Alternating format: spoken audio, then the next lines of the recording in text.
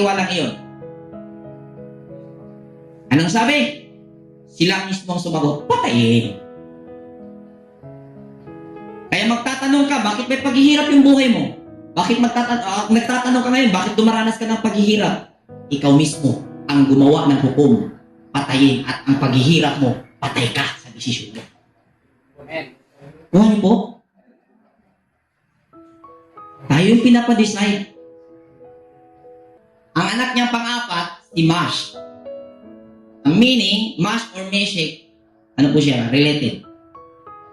Departed. To depart. Sa etymology, to depart.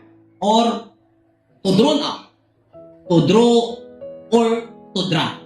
Gibitan.